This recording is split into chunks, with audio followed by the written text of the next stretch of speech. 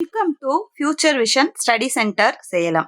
நம்ம இன்னைக்கு என்ன பார்க்க போறோம் அப்படின்னா, யூஜி டெட் தேர்விற்காக தமிழ் பாடத்துல இருந்து அலகு 9 கவிதை நாட்டுப்புறவியல் அப்படின்ற தலைப்புல புது கவிதை குறித்து பார்த்துட்டு இருக்கோம்.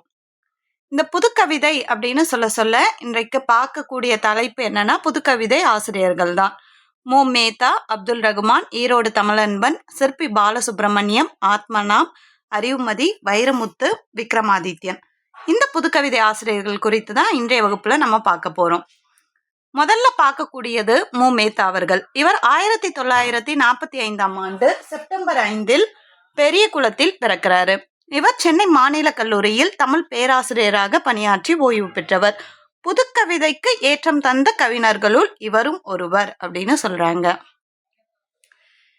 இவர் எழுதிய நூலான ஆகாயத்துக்கு அடுத்த வீடு என்ற கவிதை நூலுக்கு 2006 ஆண்டு சாகித்ய அகாடமி விருது பெறாரு.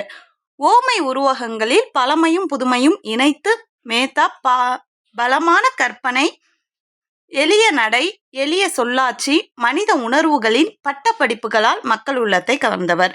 அதாவது இவருடைய கவிதைகள்ல ரொம்ப சிறப்பு என்னன்னா ஓமையும் உருவகங்களும் தான். இதன் மூலமாக எளிய நடையில் மக்களுடைய உள்ளங்களை கவர்ந்தவர். இவரது முதல் கவிதை தொகுப்பு என்னன்னா கண்ணீர் பூக்கள்.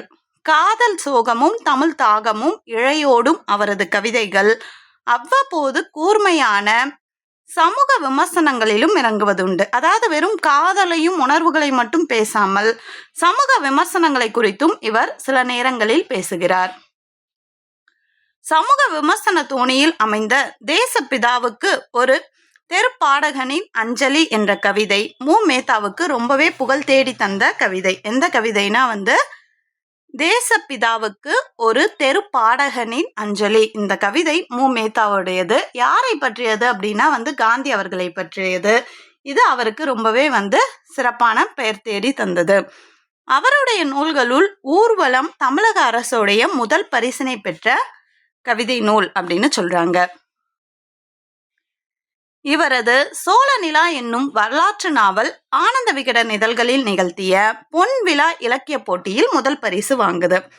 வானம்பாடி என்ற புதுக்கவிதை ஏட்டின் வாயிலாக அறிமுகமான கவிஞர்களுள் மு மேத்தாவும் ஒருவர். அதாவது இந்த வானம்பாடி அப்படின்ற இதழ்களின் மூலமாக நிறைய கவிஞர்கள் தமிழ் உலகத்திற்கு அறிமுகமாயிருக்காங்க. அதுல மு மேத்தா அவர்களும் ஒருத்தர். இவர் திரைப்படத்துறையிலும் பாடல்கள் எழுதி வருகிறார். இவர் என்ன பண்ணுவாருன்னா மு மேத்தா அவர்கள் திரைத்துறையிலும் நிறைய பாடல்கள் எழுதியிருக்காரு.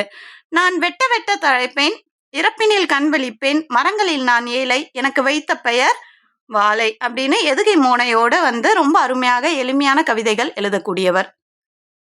இவங்களுடைய கவிதை நூல் அப்படின்னு பார்த்தோம்னா கண்ணீர் பூக்கள் 1974, ஊர்வலம் 1977, மனச்சிறகு 1978, அவர்கள் வருகிறார்கள் 1980, முகத்துக்கு முகம் 1981, நடந்த நாடகங்கள் 1982, காத்திருந்த காற்று 1982, ஒரு வானம் இரு சிறகு 1983, திருவிழாவில் தெருப்பாடகன் 1984, நந்தவன நாட்கள் 1985, இதயத்தில் நாற்காலி 1985, என்னுடைய போதி மரங்கள் 1987, கனவு குதிரைகள் 1992, கம்பன் கவியரங்கில் 1993, என் பிள்ளை தமிழ் 1994, ஒற்றை தீக்குச்சி 1997, மனிதனை தேடி 1998, ஆகாயத்துக்கு அடுத்த வீடு 2004, மு மேத்தா கவிதைகள் இது 2007 வெளிவருது. இவருடைய நாவல்கள் அப்படின்னு பார்க்க சொல்ல சோழ நிலாவும் மகுட நிலா இது ரெண்டுமே இவருடைய நாவல்கள். இவருடைய சிறுகதை தொகுப்புகள் அப்படின்னா கிழித்த கோடு, மு மேத்தா சிறுகதைகள், பக்கம் பார்த்து பேசுகிறேன் 2008 வெளிவருது. கவிஞர் வாலியின் அவதார புருஷன் எழுதுவதற்கு விதை போட்டது மு மேத்தா எழுதிய நாயகம் ஒரு காவியம் அப்படின்ற நூல்தான். அதாவது வாலியின் அவர்களுடைய அவதார புருஷன் அப்படின்ற படைப்பை எழுதுவதற்கு விதை போட்டது யாரு அப்படின்னா மு மேத்தா எழுதிய நாயகம் ஒரு காவியம் அப்படின்ற நூல்தான். அவதார புருஷர் அவதரிக்க நாயகம் காரணம் என்றவர் வாலி.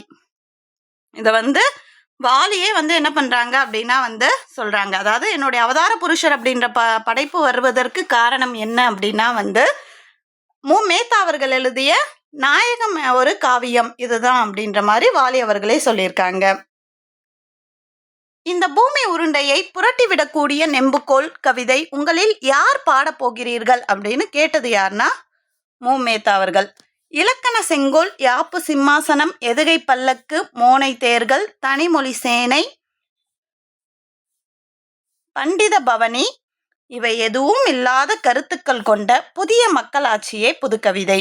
அதாவது வந்து என்னன்னா எல்லாத்தையுமே வந்து ஊமையோடு அழகா சொல்றாங்க. இலக்கணம் தான் செங்கோலாம், யாப்பு தான் வந்து சிம்மாசனமாம், எதுகை தான் வந்து பல்லக்காம், மோனை தான் தேராம், தனிமொழி அப்படின்றது தான் சேனையாம், பண்டித பவனி அப்படின்றது எதுவுமே இல்லாம புதுசா ஒரு கருத்துக்களை கொண்ட புதிய மக்களாட்சி தான் இந்த புதுக்கவிதை அப்படின்னு புதுக்கவிதைக்கு ஒரு விளக்கம் தராரு. அடுத்து நம்ம பார்க்கக்கூடிய கவிதை ஆசிரியர் யாரு அப்படின்னா வந்து அப்துல் ரகுமான் அவர்கள். அப்துல் ரகுமான் மதுரையில் 1937 நவம்பர் 9ஆம் நாள் பிறந்தார். இவர் முனைவர் மா ராசமாணிக்கனார், அவ்வை துரைசாமி, ஆக்கி பரந்தாமனார், அவ்வை நடராசன், ஆமு பரமசிவன் ஆனந்தன் ஆகிய தமிழறிஞர்களிடம் என்ன பண்றாங்க கல்வி பயின்றவர். சென்னை தரமணையில் அமைந்துள்ள உலக தமிழ் ஆராய்ச்சி நிறுவனத்தில் அதன் இயக்குநராக பணியாற்றிய சாவே சுப்பிரமணியத்தை வழிகாட்டியாக கொண்டு புதுக்கவிதையில் குறியீடு அப்படின்ற தலைப்புல ஆய்வு செய்து சென்னை பல்கலைக்கழகத்திலே என்ன பண்றாங்க முனைவர் பட்டமும் பெறாரு. கவிக்கோ அப்படின்னு சிறப்பாக குறிப்பிடப்படுகிறார். வானம்பாடி இயக்க கவிஞர்களோடு இணைந்து இயக்கியவர். இப்போ மூமேத்தா அவர்களுமே வானம்பாடி அந்த 18 மூலமாக வெளிவந்த ஒரு புதுக்கவிதை ஆசிரியர். அதே போலதான் இந்த அப்துல் ரகுமான் அவர்களும். எழுதுபவர்களின் தலைவாயிலில் தம் கவிதை வெளியீடுகளில் வாயிலாக புதுக்கவிதை துறையில் நிலைநிறுத்தி கொண்டவர்களுள் அப்துல் ரகுமான் சிறப்பாக குறிப்பிடத்தக்கவர். அவர் பால் வீதி அப்படின்ற கவிதை தொகுதி மூலம் தம்மை ஒரு சோதனை படைப்பாளியாக என்ன பண்ணாரு மற்றவங்களுக்கு இனம் காட்டிக் கொள்கிறார். அத்தொகுதி வெளிவந்த போது கவிதையை நேரடியாக தராமல் ஓமைகள், உருவகங்கள், படிமங்கள், குறியீடுகள் ஆகியவற்றின் வழி வெளியீட்டு முறையை அமைத்து கொண்டார். அதாவது வந்து ஒரு விஷயத்தை ரொம்ப எளிமையா சொல்றதை காட்டிலும் அதுக்கு கொஞ்சம் ஓமை, உருவகம், படிமங்கள், முந்தைய நிகழ்வுகளுடைய குறியீடுகள் இதெல்லாம் அமைத்து சொல்லும் பொழுது அது இன்னும் அழகானதாக இருந்தது. தமிழில் ஐக்கு, கஜல் இந்த மாதிரியான பிறமொழி இலக்கியங்களை முனைந்ததிலும் பரப்பியதிலும் இவர் ரொம்ப குறிப்பிடத்தக்கவர். இன்றைக்கு படிக்கக்கூடிய ஹைக்கு கவிதைகள், கஜல் இந்த மாதிரியான கவிதைகளுடைய பல படிநிலைகளுக்கு இவர் முன்னோடி அப்படின்னு சொல்லலாம். 1960க்கு பின் கவிதை உலகிற்கு வந்த இவர் கவியரங்க கவிதைகளாலும் சிறப்படைந்திருக்காரு. சிலேடை வார்த்தைகளால் கேட்போரை கவர்வது இவரது பாணி. வாணியம்பாடி இஸ்லாமிய கல்லூரியில என்ன பண்றாருன்னா தமிழ் பேராசிரியராக பணிபுரிகிறாரு. வாணியம்பாடி உள்ளிட்ட இளம் தலைமுறை கவிஞர்களுக்கு ஆசானாகவும் இருக்காரு. கவிதை தொகுப்புக்காக சாகித்ய அகாடமி விருது இவருக்கு கிடைக்குது. இவருடைய கவிதை தொகுப்புக்கு சாகித்ய அகாடமி விருதும் கிடைக்குது. தமிழ்நாடு வக்பு வாரிய தலைவராக 2009 இருந்து 2011 வரைக்கும் வந்து என்ன பண்ணியிருக்காருன்னா பணியாற்றியிருக்காரு. திரைப்பட பாடல்கள் பற்றி அம்மி கொத்த சிற்பி எதற்கு என்று கேட்டவர். அதாவது வந்து அம்மியை கொத்துறதுக்கு ஒரு சிற்பி வேண்டாம், அதே மாதிரி திரைப்பட பாடல்கள்ல எது வேணாலும் பாடலாம், இதுக்கு எதற்கு கவிஞர்கள் அப்படின்ற மாதிரியான ஒரு கொள்கையை கொண்டவர். தொன்மம் என்ற இலக்கிய உலகில் தொன்மம் என்ற இலக்கிய உத்தியை மிகுதியாக பயன்படுத்திய கவிஞர். அதாவது வந்து பழைய விஷயங்களை ரொம்ப புதுமையாக எடுத்து சொல்லக்கூடிய அந்த தொன்மம் அப்படின்ற உத்தியை ரொம்ப அதிகமாக பயன்படுத்திய கவிஞர் அப்துல் ரகுமான். வரங்களே சாபங்கள் ஆனால் தவங்கள் எதற்காக அப்படின்ற மாதிரியான ஒரு வரி இவருடைய இதுல ரொம்ப சிறப்பான வரிகள். இவருடைய நூல்கள் அப்படின்னு பார்த்தோம்னா 1974 பால்வீதி, 1978 நேயர் விருப்பம், அதுக்கடுத்து தேவகானம், கண்ணீர் துளிகளுக்கு முகவரி இல்லை, 2013 பாலை நிலா, இதெல்லாம் ரொம்ப முக்கியமான நூல்கள். 1987 சொந்த சிறைகள், 1989 சுட்டு விரல், 1995 ஆலாப்பானை. இதுதான் வந்து இந்த கவிதை தான் வந்து என்ன ஆகுதுன்னா வந்து சாகித்ய அகாடமி விருது வாங்குது. 1998 பித்தன் கவிதை, 1998 விதை போல் விழுந்தவன், 1998 முத்தமிழின் முகவரி. 2004 மின்மினிகளால் ஒரு கடிதம் அப்படின்ற கவிதை கஜல் கவிதைகள். இது என்னன்னா இலக்கியத்துல கவிதை வரிசையிலே புதுவிதமான ஒரு வகை. 2005 தாகூரின் சித்ரா மொழிபெயர்ப்பு. 2005 ரகசிய பூ. இவருடைய கட்டுரை நூல்கள் அப்படின்னு பார்க்க சொல்ல 1985 கரைகளே நதியாவதில்லை, 1986 அவளுக்கு நிலா என்று பெயர், 1986 முட்டைவாசிகள், 1999 தொலைபேசி கண்ணீர், 2003 காற்று என் மனைவி, 2003 உறங்கும் அழகி, 2003 நெருப்பை அணைக்கும் நெருப்பு. இதெல்லாம் இவருடைய சிறப்பான கட்டுரை நூல்கள். 2003 பசி எந்த ஜாதி, 2003 நிலவிலிருந்து வந்தவன், 2003 கடவுளின் முகவரி, 2003 முத்தங்கள் ஓய்வதில்லை, அதே 2003 நெருப்பை அணைக்கும் நெருப்பு கட்டுரை. அதுக்கு அடுத்து இந்த பசி எந்த ஜாதியும் திருப்பி அதே கட்டுரை நூல்களானது திருப்பி மீண்டு வருது.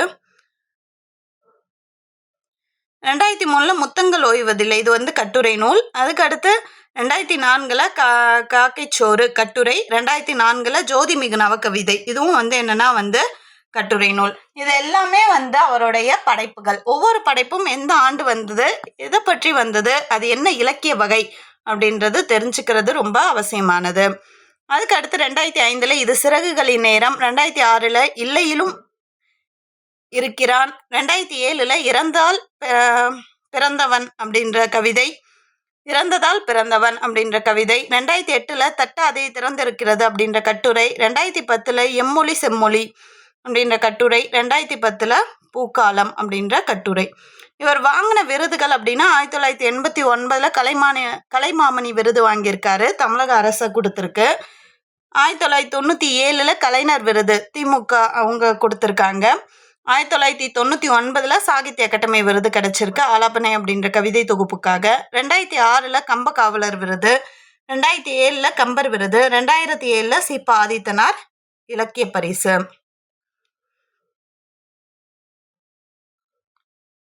2008 உமர் புலவர் விருது தமிழ்நாடு அரசின் தமிழ் வளர்ச்சித்துறை கொடுத்திருக்கு. முதுமை நிமிஷ கரையான் அரித்த ஏடு, இறந்த காலத்தை பாடும் கீரல் விழுந்த இசைத்தட்டு அப்படின்றது அப்துல் ரஹ்மானுடைய வரிகள். தமிழ் புது கவிதைக்கு ஐக்கு புதிய ரத்தம் பாய்ச்சும் அப்படின்னு அப்துல் ரஹ்மான் சொல்றாங்க. அடுத்த புதுக்கவிதை ஆசிரியர் யாரு அப்படின்னா ஈரோடு தமிழன்பன். இவர் ஈரோடு மாவட்டம் சென்னிமலை அப்படின்ற ஊர்ல 1993 செப்டம்பர் 28 பிறக்கிறாரு. இவருடைய இயற்பெயர் என்னன்னா ஜெகதீசன். இவருடைய புனைப்பெயர் என்ன விடிவெள்ளி. இவர் ஒரு பன்முக கலைஞர் அப்படின்னு சொல்றாங்க. சென்னை தொலைக்காட்சி நிலையத்துல செய்தி வாசிப்பாளராகவும் பணியாற்றியிருக்காரு ஈரோடு தமிழன்பன். தமிழ்நாடு அரசின் இயல் இசை நாடக மன்றத்தின் நிர்வாக குழு உறுப்பினராகவும் தமிழ்நாடு அரசின் அறிவியல் தமிழ் மன்றத்தின் உறுப்பினராகவும் பணியாற்றியிருக்காரு. வணக்கம் வள்ளுவா அப்படின்ற கவிதை தொகுப்பிற்காக சாகித்ய அகாடமி விருது கிடைச்சிருக்கு 2004. தமிழக அரசின் கலைமாமணி விருதும் கிடைச்சிருக்கு. 1000 அரங்கம் கண்ட கவியரங்க கவிஞர் இவர். அரிமா நோக்கு அப்படின்ற ஆய்வு இதழை ஆசிரியராக இருக்காரு. இந்திய தாயே என் வாழ்வுக்கு என்ன மரியாதை தந்து விட்டாய் அப்படின்னு கேட்டவர் ஈரோடு தமிழன்பன். பாடசாலை போக வேண்டும் பாப்பா எழுந்துரு, செல்ல பாப்பா எழுந்துரு அப்படின்னு சொன்னவரும் தமிழன்பன். வினைச்சொல் போய் வேற்றுமை ஏற்பதில்லை, வெண்பாவை பிற தலையை மணப்பதில்லை என இலக்கணத்தை கவிதைக்கு பயன்படுத்தியவர். அதாவது இலக்கணங்களையே கவிதையாக சொன்னவர் ஈரோடு தமிழன்பன். வினைச்சொல் போய் என்ன பண்ணுவதில்லையாம், வேற்றுமைகளை ஏற்பதில்லை. அதுபோல் வெண்பா என்ன பண்ண போறதில்ல, பிற தலைகளோடு இணைந்து வருவதில்லை அப்படின்னு கவிதையாக பாடியவர். கவிதை புது கவிதைக்கு திறனாய்வு படைப்பதில் வல்லவர். இவருடைய நூல்கள் அப்படின்னு பார்க்க சொல்ல சிலிர்ப்புகள் 1970, அந்த நந்தனை எரித்த நெருப்பின் மிச்சம் 1982, திரும்பி வந்த தேர்வு 1985, கண்ணுக்கு வெளியே சில கனவுகள் 1990, என் வீட்டிற்கு எதிர் ஒரு எருக்கஞ்செடி 1995, நடைமறந்த நதியும் இதை மறிய ஓடவும் 1998, ஆனைக்காவா இந்திரா அமெரிக்கா 1999. உன் வீட்டிற்கு நான் வந்தேன் 1999, பாரதாசனோடு பாடல்கள் 2000, வணக்கம் வள்ளுவா 2000, சென்னிமலை கிளியோபட்ராக்கள் 2002, வார்த்தைகள் கேட்ட வரம் 2002, மதிப்பேடுகள் 2002. இவர்களோடும் 2003, கனா காணும் வினைகள் 2004, மின்னல் உறங்கும் போது 2004, கதவை தட்டிய பழைய காதலி 2005, விடியல் விழுதுகள் 2005, கவின் குறுநூறு 2005, பாப்பலோ நெருடா பார்வையில் இந்தியா 2007 வெளிவந்திருக்கு. இடுகுறி பெயரல்ல இஸ்லாம் இது 2008, ஓலைச்சுவடியும் குறுந்தகாடும் 2008, சொல்ல வந்தது 2008, கேள்விகளின் கவிதைகள் இது என்னன்னா கிரிகோரி ஜேம்ஸோடைய மொழிபெயர்ப்பு 2018, பளபளப்பான புழு மரங்கள் இதுவும் அவருடைய மொழிபெயர்ப்பாக வெளிவந்த நூல் 2019. அடுத்து பார்க்கக்கூடியது யாரு அப்படின்னா சிற்பி பாலசுப்ரமணியம் அவர்கள். இவர் கோவை மாவட்டம் பொள்ளாச்சி வட்டத்துல ஆத்து பொள்ளாச்சி அப்படின்ற ஒரு கிராமத்துல பிறந்தவர். கோவை பாரதியார் பல்கலைக்கழகத்துல தமிழ் துறை தலைவராக பொறுப்பேற்று 1997 வரை சிறப்புற பணியாற்றி ஓய்வு பெற்றவர். இவர் கவிஞர், மொழிபெயர்ப்பாளர், பேராசிரியர், இதழாசிரியர், சிறந்த கவிஞர், புகழ்பெற்ற கல்வியாளர், இலக்கிய இதழாசிரியர் என பன்முகம் கொண்ட ஒரு பல்துறை அறிஞர் அப்படின்னு சொல்லலாம். இவர் வாங்கின விருதுகள் அப்படின்னு பார்க்க சொல்ல மொழிபெயர்ப்புக்காகவும் 2001, படைப்பிலக்கியத்திற்காக 2003, ஆக மொத்தம் 2 முறை இவர் என்ன பண்ணியிருக்காரு, சாகித்ய அகாடமி விருது வாங்கியிருக்காரு. தமிழக அரசின் பாவேந்தர் விருது, குன்னக்குடி ஆதீனம் கபிலர் விருது, திருவனந்தபுரம் தமிழ்ச்சங்க மகாகவி உள்ளூர் விருது, மூத்த எழுத்தாளர்களுக்கான லில்லி தேவசிகாமணி விருது என பல விருதுகளை வாங்கியிருக்காரு. சிற்பியோடைய கவிதைகள் ஆங்கிலம், கன்னடம், இந்தி, மலையாளம், மராத்தி இந்த மொழிகள் எல்லாம் என்ன இருக்கு, வெளிவந்திருக்கு. ICCR சாகித்ய அகாடமி, NBT, அப்புறமா ஞானபீட தொகுப்புகள் எல்லாம் இவருடைய படைப்புகள் இடம்பெற்றிருக்கு. 1996 தொடங்கப்பட்ட சிற்பி அறக்கட்டளை தமிழில் தலை சிறந்த கவிஞர்களுக்கு ஆண்டுதோறும் விருதுகளும் பரிசுகளும் அளித்து வருது. இவர் 1996 சிற்பி அப்படின்ற ஒரு அறக்கட்டளையை தொடங்குறாரு. அப்போ சிற்பி அறக்கட்டளை யாருது அப்படின்னா சிற்பி பாலசுப்ரமணியம் அவங்களது. இது எப்போ தொடங்கப்பட்டனா 1996.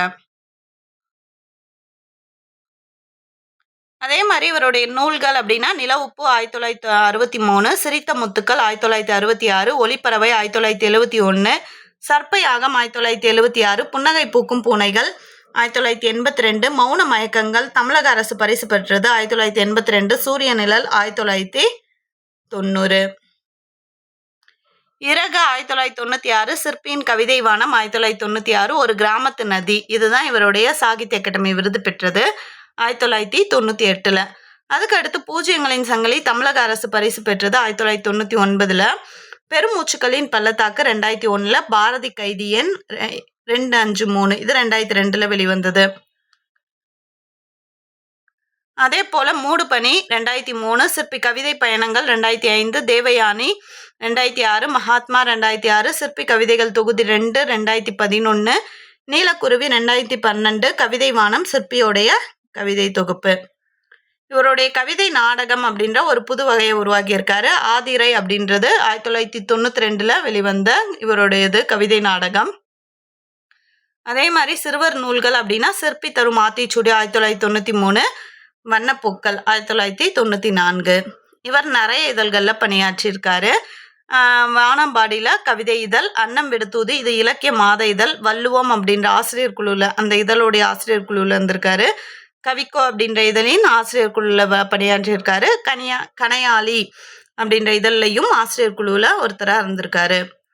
இவர் வாங்கின விருதுகள் அப்படின்னு சொல்ல மௌன மயக்கங்கள் இது கவிதை நூல் தமிழக அரசுடைய விருது 1982 வாங்குச்சு.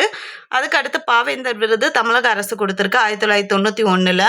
கபிலர் விருதை கவிஞர் கோ பட்டம் இது குன்றக்குடி அடிகளார் கொடுக்கப்பட்டது 1992. 20ஆம் நூற்றாண்டில் சிறந்த எழுத்தாளர் விருது தியா அப்படின்ற அமைப்பு கொடுத்துருக்கு 1998. அதே மாதிரி பாரதி இலக்கிய மாமணி விருது அனைத்திந்திய தமிழ் எழுத்தாளர் மன்றம் அப்படின்றது சென்னையில் 1998 கொடுத்துருக்காங்க. பூஜ்யங்களின் சங்கிலி அப்படின்றது தமிழ்நாடு அரசு பரிசு பெற்றிருக்கு 1998. சாகித்ய அகாடமி மொழிபெயர்ப்பு விருது 2000 வாங்கியிருக்கு. எதுக்குன்னா அக்னி சாட்சி அப்படின்ற நாவலுக்காக. 2001 அந்த நூலுக்கு வந்து விருது கிடைச்சிருக்கு. அதே போல் சாகித்ய அகாடமி படைப்பிலக்கிய விருது 2002 வெளிவந்த ஒரு கிராமத்து நதி கவிதை அப்படின்ற கவிதை நூலுக்காக 2003 விருது கொடுத்துருக்காங்க. இவருடைய படைப்பிலக்கியங்கள் வந்து அடுத்தடுத்த ஆண்டுலேயே விருது கிடைக்குது. அக்னி சாட்சி அப்படின்ற நாவல் 2000 வெளிவருது. அதுக்கு வந்து சாகித்ய அகாடமி மொழிபெயர்ப்பு விருது 2001 கிடைக்குது. அதே மாதிரி ஒரு கிராமத்து நதி அப்படின்ற கவிதை நூல் 2003 வெளிவருது. அதுக்கு படைப்பிலக்கிய விருது வந்து அதுக்கு அடுத்து வந்து பாரதி விருது கிடைக்குது. தமிழ்நாடு கலை இலக்கிய பெருமன்றம் இது 2002 இவருக்கு விருது கொடுத்துருக்கு. அதுக்கு அடுத்து ராஜா சர் முத்தையா விருது 2009 கிடைக்குது. கவிக்கு அப்துல் ரஹ்மான் விருது 2006. அரிமா சங்கம் பொள்ளாச்சி வந்து பிரம்மகுரு விருது கொடுக்குது 2007. இது வந்து ரோட்டரி சங்கம் பொள்ளாச்சி இது வந்து என்ன பண்றாங்கன்னா for the shake of honour award இது 2008 கொடுக்குறாங்க. இவரை பொறுத்த வரைக்கும் சிற்பி பாலசுப்ரமணியம் அவங்களை பொறுத்த வரைக்கும் நிறைய விருது வாங்கியிருக்காரு. வெற்றி தமிழர் பேரவை விருது 2008, தமிழ்நாடு அரசு கலைமாமணி விருது 2009. அப்போ யார் விருது கொடுத்தாங்க, எந்த ஆண்டு கொடுக்கப்பட்டது, இந்த தகவல்கள் ரொம்ப முக்கியமானது. கம்பன் கழகம் வந்து சென்னை இஸ்மாயில் விருது வந்து 2010. அதுக்கு அடுத்து பப்பாசி கலைஞர் பொற்கிளி விருது இது வந்து என்னன்னா வந்து 2012 கிடைக்குது. அதே மாதிரி வந்து பத்மஸ்ரீ விருது வந்து 2022 வாங்குறாங்க. இவருடைய சிறப்புகள் அப்படின்னு பார்த்தோம்னா இவர் சாகித்ய அகாடமி பொதுக்குழு தமிழ் ஆலோசனை குழு உறுப்பினராக 1993 98 வரைக்கும் இருக்காரு. எஸ்ஆர்எம் பல்கலைக்கழக தமிழ் பேராயம் செயற்குழுவில் வந்து விருது குழு உறுப்பினராகவும் இருந்திருக்காரு. தலைவர் இந்திய பல்கலைக்கழக தமிழாசிரியர் மன்றத்தில் 2000 2005 வரைக்கும் பணியாற்றியிருக்காரு.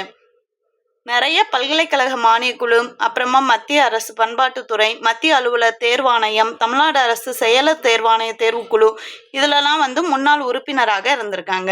அப்போ இவங்க இந்த மாதிரியான ஆசிரியர்கள்லாம் வந்து ரொம்ப முக்கியமான. இவங்களை பற்றி கிட்டத்தட்ட எக்ஸாம்ல ஒரு 2 கேள்வியாவது என்ன பண்ண மாட்டாங்க, வைக்காம இருக்க மாட்டாங்க. அப்போ தேர்வு நோக்கில் படிக்கிறவங்க இவங்க என்னென்ன பொறுப்புல இருந்தாங்க அப்படின்றத ரொம்பவே வந்து கவனமா படிக்கணும். அதுக்கு அடுத்தவர் வந்து யாரு அப்படின்னா வந்து ஆத்மனாம். இவர் சென்னையில வந்து 18/1/1951 பிறக்கிறாரு. இவருடைய இயற்பெயர் என்னன்னா வந்து எஸ்கே மதுசூதன். இவரது தாய்மொழி வந்து கன்னடம். நவீன தமிழ் கவிதைக்கு பெரும் பங்களிப்பு செய்தவர் இவர். இவர் லகரம் என்ற ஒரு முன்னோடி இதழை தொடங்கி 24 இதழ்களை வந்து வெளியிட்டிருக்காரு. கவிதை, கட்டுரை, மொழிபெயர்ப்பு என்ற 3 தளங்கள்ல இயங்கியவர். கவிதையும் எழுதுவாரு, கட்டுரை எழுதுவார், அதே சமயத்துல மொழிபெயர்ப்பாளராகவும் இருந்திருக்காரு. குழப்பத்துக்கிடையில் தெளிவையும், பரபரப்புக்கிடையில் நிதானத்தையும், நுனிப்புள் மேய்ச்சலுக்கிடையில் ஆழ்ந்த அகன்ற தீவிரத்தையும், நிருபணங்களுக்கிடையில் சும்மா இருத்தலையும் வலியுறுத்தியவர் தான் ஆத்மனாமுக்கு சமூக கோபமும் உண்டு அப்படின்னு சொல்றாங்க. இந்த கோபத்தை பதிவு செய்வதால் படைப்பு வந்து தீட்டுப்பட்டு விடாது அப்படின்ற கூர்மையும் இவருக்கு உண்டு.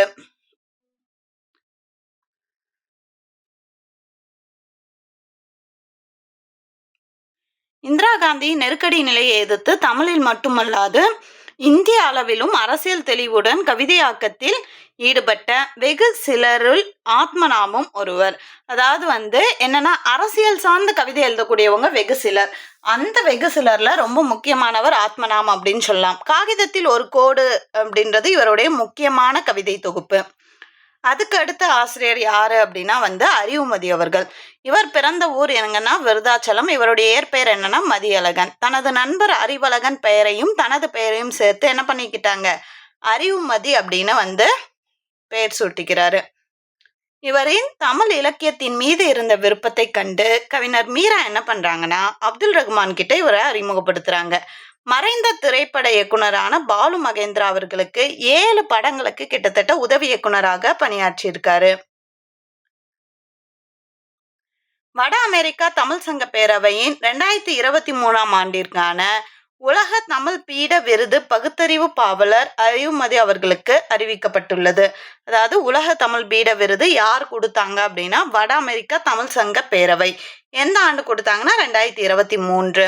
அதுக்கு முன்னாடி பகுத்தறிவு பாவலர் அப்படின்ற விருதும் அறிவுமதி அவர்களுக்கு வாங்கியிருக்காங்க. அப்துல் ரஹ்மானிடமிருந்து ஹைக்கு கவிதைகள் எழுதும் கலையை என்ன பண்ணிக்கிறாங்க, இவர் கத்துக்கிறாரு. இவங்க கவிதை தொகுப்புன்னு பார்க்க சொல்ல, அவில் அரும்பு, என் பெரிய வசந்தமே, நிரந்தர மனிதர்கள், அன்பான ராட்சசி, புள்ளி நுனியில் பனித்துளி, அணுத்திமிர் அடக்கு, இதெல்லாம் இவருடைய கவிதை தொகுப்பு. அதே மாதிரி ஆயுளின் அந்தி வரை, கடைசி மலைத்துளி, நட்பு காலம், மணிமுத்த ஆற்றங்கரையில், அறிவுமதி கவிதைகள் வழி, இதுவும் இவருடைய கவிதை தொகுப்புகள். அறிவுமதியும் மிக சிறந்த படைப்புகளில் ஒன்றான நட்பு காலம். நட்பு காலம் இவருடைய படைப்புகளே ரொம்ப சிறந்த ஒன்று அப்படின்னு சொல்றாங்க. இதில் ஆண் பெண் நட்பை வைத்து எழுதப்பட்ட கவிதைகளின் தொகுப்பானது இடம்பெறுது. இவருடைய சிறுகதை தொகுப்பு அப்படின்றது வெள்ளத்தி, குறும்படம் அப்படின்றது நீலம். பாரதி ராஜா அவர்களுடைய புது நெல்லு, புதுநாத்து மற்றும் கிழக்கு சிமையில இந்த மாதிரியான படங்களுக்கெல்லாம் இவர் நிறைய வேலை பார்த்திருக்காரு. அதே மாதிரி அவரது தனது முதல் படமான சிறைச்சாலை திரைப்படத்தில் உரையாடல் எழுத்தாளராகவும் பாடல் ஆசிரியராகவும் பணியாற்றியிருக்காரு. அடுத்து யாருன்னா வைரமுத்து அவர்கள். இவங்க வைரமுத்து அப்படின்னு சொல்ல இவர் அனைவருக்குமே தெரிந்த ஒரு திரைப்பட பாடலாசிரியராக இருக்காரு. இவர் தேனி மாவட்டம் பெரியகுளம் அருகில் உள்ள வடுகப்பட்டியில பிறக்கிறாங்க. புகழ்பெற்ற திரைப்பட பாடலாசிரியரும் கவிஞருமாக இருக்கிறாரு. சிறந்த பாடலாசிரியருக்கான விருதை, இந்திய அரசுடைய விருதை கிட்டத்தட்ட 7 முறை வாங்கியிருக்காங்க. நிழல்கள் 1980 வந்த நிழல்கள் அப்படின்ற திரைப்படத்துல பொன் மாலை பொழுது அப்படின்ற பாடலை முதலாக எழுதினாரு. 2009 ஜனவரி மாதம் வரைக்கும் கிட்டத்தட்ட 5800க்கும் அதிகமான திரைப்பட பாடல்களை எழுதியிருக்காரு. இவருடைய கவிதை தொகுப்புகள் அப்படின்னு சொல்ல வைகறை மேகங்கள், திருத்தி எழுதிய தீர்ப்புகள், இன்னொரு தேசிய கீதம், எனது பழைய பனையோலைகள், கவிராஜன் கதை, இரத்த தானம், இதெல்லாம் இவருடைய கவிதை தொகுப்புகள். அதே மாதிரி இந்த பூக்கள் விற்பனைக்கல்ல, தமிழுக்கு நிறமுண்டு, பெய்யென பெய்யும் மழை, எல்லா நதிகளிலும் எங்கள் ஓடங்கள், கொடிமரத்தின் வேர்கள், இதுவும் என்னன்னா அவருடைய கவிதை தொகுப்புகள். இவருடைய கட்டுரைகள் அப்படின்னு பார்க்க சொல்ல கல்வெட்டுக்கள், என் ஜன்னலின் வழியே, நேற்று போட்ட கோலம், ஒரு மௌனத்தின் சப்தங்கள், சிற்பியே உன்னை செதுக்குகிறேன், இதுவும் அவருடைய கட்டுரைகள். வடுகப்பட்டி முதல் வால்கா வரை, இதனால் சகல மாணவர்களுக்கும், இந்த குளத்தில் கல்லெறிந்தவர்கள், கொஞ்சம் தேநீர் நிறைய வானம், தமிழாற்றுப்படை, இதுவும் அவருடைய கட்டுரைகள். இவருக்கு கிடைச்ச விருதுகள் அப்படின்னு பார்த்தோம்னா கலைமாமணி விருது 1990 கிடைச்சிருக்கு. சாகித்ய அகாடமி விருது 2003 கிடைச்சிருக்கு. என்ன நூல்னா கள்ளிக்காட்டு இதிகாசம் அப்படின்ற நாவலுக்காக. அதே மாதிரி பத்மபூஷன் விருது 2014. சிறந்த தமிழ் திரைப்பட பாடல் ஆசிரியருக்கான தேசிய விருதை கிட்டத்தட்ட 7 முறை வாங்கியிருக்காங்க. விருது பெற்ற பாடல்கள் அப்படின்னு சொல்ல இவருடைய முதல் மரியாதை அப்படின்ற திரைப்படம் 1985 வெளிவருது. இந்த படத்துல இருக்கக்கூடிய அனைத்து பாடல்களுக்குமே விருது கிடைச்சிருக்கு. சின்ன சின்ன ஆசை, ரோஜா திரைப்படத்துல இடம்பெறக்கூடிய சின்ன சின்ன ஆசை அப்படின்ற பாடலுக்கு 1992 விருது கிடைச்சிருக்கு. அதுக்கு அடுத்து கருத்தம்மா அப்படின்ற திரைப்படத்துல போராளே பொண்ணு தாய் அப்படின்ற பாடலுக்கும், பவித்ரா அப்படின்ற திரைப்படத்துல உயிரும் நீயே அப்படின்ற பாடலுக்கும் 1994 விருது கிடைச்சிருக்கு. அதே மாதிரி சங்கமம் அப்படின்ற திரைப்படம் 1999 வெளிவருது. இந்த படத்துல முதல் முறை கிள்ளி பார்த்தேன் அப்படின்ற பாடலுக்காக விருதுக்கு வாங்கியிருக்காங்க. கன்னத்தில் முத்தமிட்டால் அப்படின்ற திரைப்படத்துல நெஞ்சில் ஜில்ஜில் அப்படின்ற பாடலுக்காக 2002 விருது வாங்கியிருக்காங்க. தென்மேற்கு பருவக்காற்று படத்துல கள்ளிக்காட்டில் பிறந்த தாயே அப்படின்ற பாடலுக்கு 2010 விருது வாங்கியிருக்காங்க. அதே மாதிரி தர்மதுரை அப்படின்ற திரைப்படத்தில் எந்த பக்கம் காணும் போதும் வானம் ஒன்று அப்படின்ற பாடலுக்காக 2016 விருது வாங்கியிருக்காங்க. இவருடைய முதல் கவிதை என்னன்னா தேன்மலையில் இளநெஞ்சின் ஏக்கம். இது 1971 வெளிவருது. முதல் நூல் வைகறை மேகங்கள் 1972. வானொலியில் முதலில் பாடிய புது கவிதை கண்ணீரை சிரிக்க விடுவோம் அப்படின்றது. விண்ணில் இருந்தாலும் மண்ணையே பார்த்து கொண்டிருக்கும் சூரிய சந்திரர்கள் தான் இந்த புது கவிதை அப்படின்னு ஒரு கவிதை எழுதுறாரு. அடுத்து பார்க்கக்கூடிய ஆசிரியர் யாரு அப்படின்னா விக்ரமாதித்யன். இவருடைய இயற்பெயர் என்னன்னா நம்பிராஜன். இவர் முதல்ல கவியரசு காமராசன் அவர்கள் நடத்திய இலக்கிய பத்திரிகையான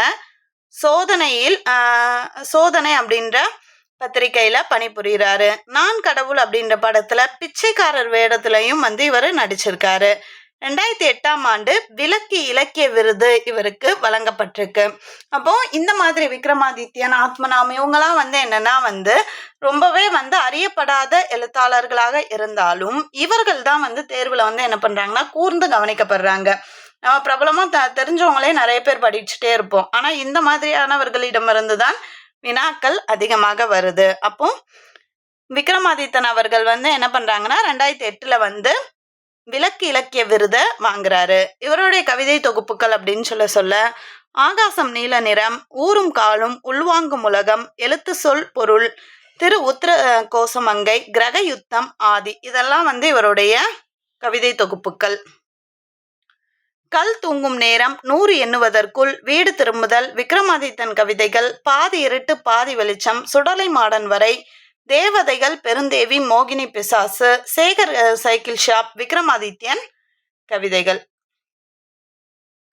ஒரு 8 புதுக்கவிதை ஆசிரியர்களை பத்தி இன்னைக்கு பார்த்தோம். அந்த புதுக்கவிதை ஆசிரியர்கள்ல இருந்து ஒரு சில மாதிரி வினாக்கள். வைரமுத்து அவர்களுக்கு எந்த ஆண்டு பத்மபூஷன் விருது வழங்கப்பட்டது? வைரமுத்து அவர்களுக்கு எந்த ஆண்டு பத்மபூஷன் விருது வழங்கப்பட்டது? 2014. சிற்பி பாலசுப்ரமணியம் அவர்களுக்கு ராஜா சார் முத்தையா விருது எந்த ஆண்டு வழங்கப்பட்டது? அப்ப சிற்பி பாலசுப்ரமணியம் அவர்களுக்கு நிறைய விருது கொடுத்திருக்காங்க. அதுல ராஜா சார் முத்தையா விருது எந்த ஆண்டு வழங்கப்பட்டிருக்குன்னா 2009. மின்னல் உறங்கும் போது என்ற கவிதையின் ஆசிரியர் யார்? ஈரோடு தமிழன்பன். மின்னல் உறங்கும் போது அப்படின்ற கவிதையின் ஆசிரியர் ஈரோடு தமிழன்பன் அவர்கள். வரங்களே சாபங்களானால் தவங்கள் எதற்காக அப்படின்ற வரியோடைய ஆசிரியர் யாருன்னா அப்துல் ரஹ்மான். அப்துல் ரஹ்மான் தான் கேட்கிறாரு, வரங்களே சாபங்களானால் தவங்கள் எதற்கு அப்படின்ற மாதிரி. அப்ப என்னுடைய போதி மரங்கள் என்ற நூல் வெளிவந்த ஆண்டு என்ன? என்னுடைய போதி மரங்கள் அப்படின்ற நூல் வெளிவந்த ஆண்டு 1987.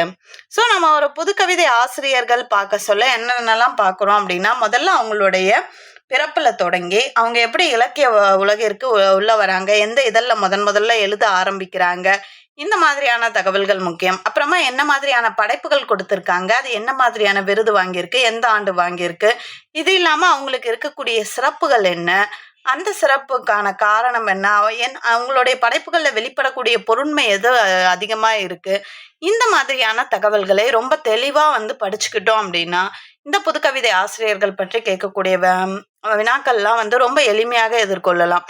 அதற்கு அடுத்து இவங்களுடைய படைப்புகள் வெளிவரக்கூடிய ஆண்டு, சில நேரங்கள்ல அந்த படைப்புகளை கொடுத்து நிரல்படுத்துக்க, இந்த மாதிரி எல்லாம் கூட வினாக்கள் வரலாம். அந்த மாதிரி இன்னைக்கு நம்ம பார்த்த புதுக்கவிதை ஆசிரியர்கள்லாம் யாருன்னா மேத்தா அவர்கள், அப்துல் ரஹ்மான், ஈரோடு தமிழன்பன், சிற்பி பாலசுப்ரமணியம், ஆத்மநாம், அறிவுமதி, வைரமுத்து, விக்ரமாதித்யன் இவங்கெல்லாம் பார்த்தோம். நம்ம நெக்ஸ்ட் கிளாஸ்ல என்ன பார்க்கலாம் அப்படின்னா அதே புதுக்கவிதை ஆசிரியர்கள் வரிசையில கலாப்ரியா, கல்யாண்ஜி, அப்புறமா ராம் மீனாட்சி, சுகந்தி சுப்பிரமணியம், குட்டி ரேவதி, புவியரசு, தேவதேவன் இந்த புதுக்கவிதை ஆசிரியர்கள் குறித்து பார்க்கலாம். நன்றி.